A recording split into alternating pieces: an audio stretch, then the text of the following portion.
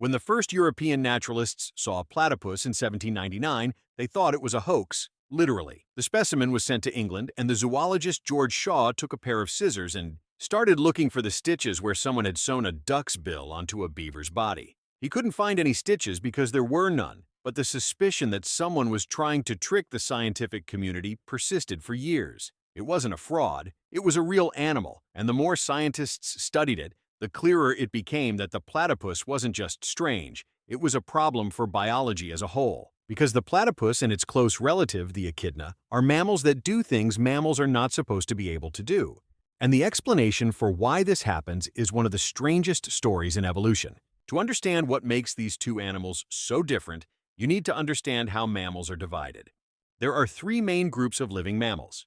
The placentals, which include humans, dogs, whales, elephants, basically everything you think of when you think of a mammal. The marsupials, kangaroos, koalas, opossums, which have short pregnancies and young that finish developing in an external pouch. And the monotremes, which are exactly the platypus and the four species of echidna that exist in the world. Monotremes split from the other mammals around 186 million years ago. For reference, dinosaurs had not yet gone extinct. The Tyrannosaurus rex appeared 66 million years after that split.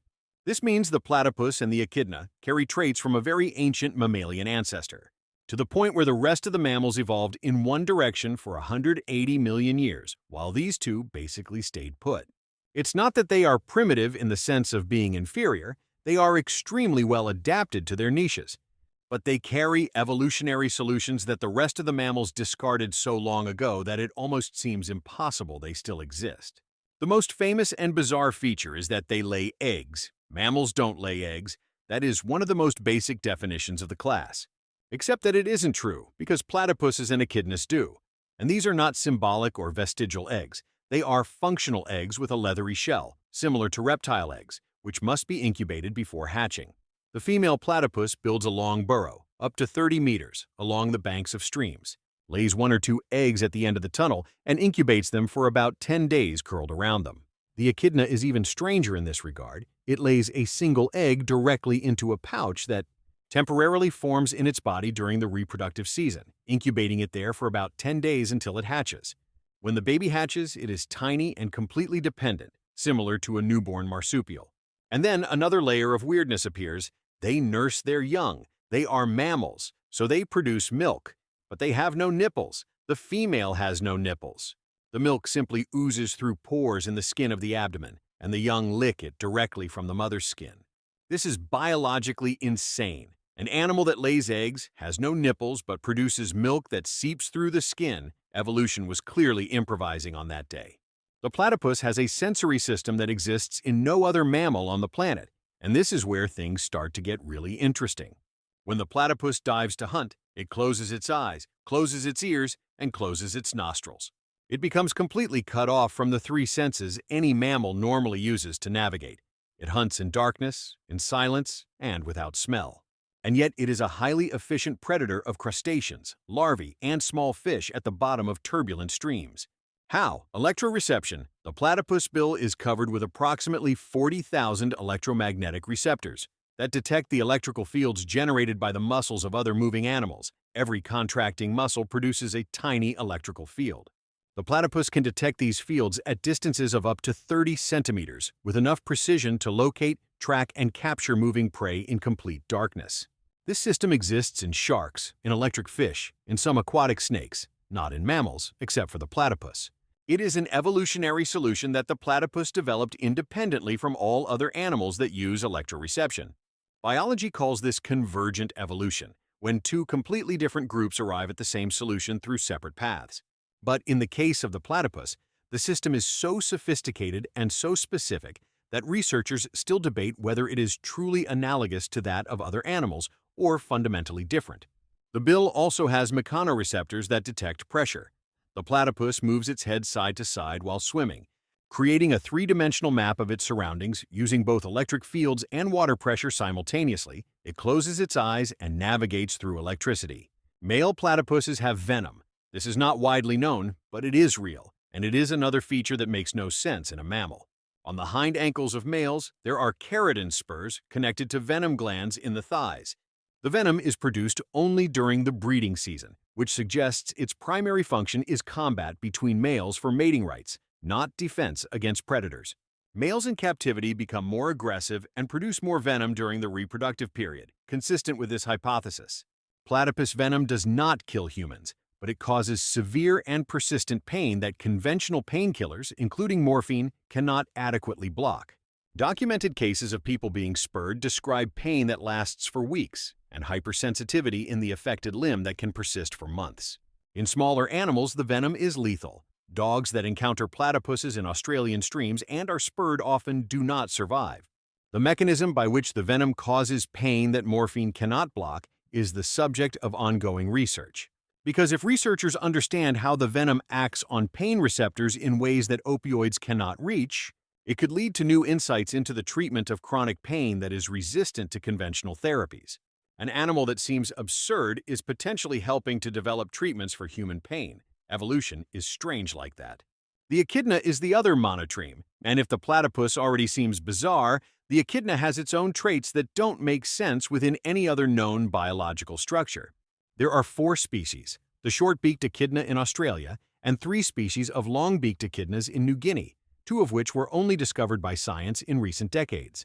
The long-beaked echidna of New Guinea has spines mixed among its fur, a morphological transition that doesn't exist in any other mammal, and which researchers use as a model to understand how spines evolved independently in porcupines and hedgehogs. The echidna has no teeth. It never had them. No fossil ancestor of the echidna has teeth. It uses its tongue to capture ants, termites, and worms, and the tongue can move at speeds of up to 100 strikes per minute, and it is covered in keratin spines that grind the food against the palate before swallowing. The jaw opens only enough to allow the tongue through, less than 1 centimeter of opening. The echidna's brain has, proportionally, the largest neocortex of any mammal, including humans and dolphins, when adjusted for body size. The neocortex is the region associated with cognition, planning, and complex sensory processing. Why an animal that eats ants with its tongue needs a disproportionately large neocortex is a question neuroscientists still cannot answer satisfactorily. The echidna also hibernates, which is unusual for mammals in warm temperate regions. During hibernation, its body temperature drops to just 2 degrees above the environment. The heart beats once per minute, and the animal can remain like this for months. The echidna's hibernation physiology is studied as a model to understand how mammals can tolerate body temperatures that would be fatal for most species. In 2008, the complete genome of the platypus was sequenced. The result was described by geneticists as a genome salad, and that is not informal exaggeration. It is the technical description used in peer-reviewed papers.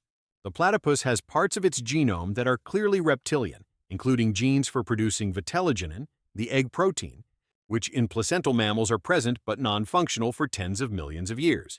In the platypus, these genes still function. It also has parts of its genome that are clearly mammalian, and parts that do not correspond clearly enough to any known group for simple classification. The sex determination system is particularly unsettling. Humans and most mammals have 2 sex chromosomes, XX for female and XY for male. The platypus has 10 sex chromosomes, 10 5 pairs that segregate together during gamete formation in a chain that has no parallel in any other known vertebrate.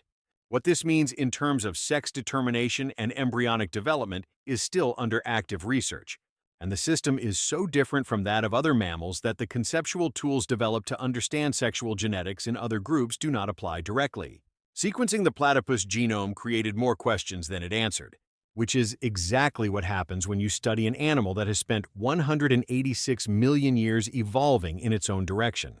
The platypus and the echidna exist today almost exclusively in Australia and New Guinea, and that is no coincidence. Australia became isolated from the rest of the continents approximately 85 million years ago when it separated from Antarctica. This isolation is the reason why Australian fauna is so different from the rest of the world. Marsupials and monotremes survived there because they did not have to compete with placental mammals that came to dominate the rest of the planet. On other continents, monotremes were likely driven to extinction by competition with placental mammals that were more efficient in reproduction and adaptation. In isolated Australia, no sufficiently competitive rivals arrived for long enough to force them into extinction. What remains is a group of animals carrying 186 million years of evolutionary solutions that the rest of the mammals abandoned. Venom in a mammal, eggs in a mammal, milk without nipples, electroreception in a mammal, 10 sex chromosomes, a disproportionate neocortex in an animal that eats ants. Each of these traits is a problem for biology, not because it makes no sense, but because it challenges categories that once seemed solid. Mammal was a clear category until the platypus. Now it is a category with a 186 million year footnote that lays eggs, sweats milk, and hunts by electricity at the bottom of Australian streams.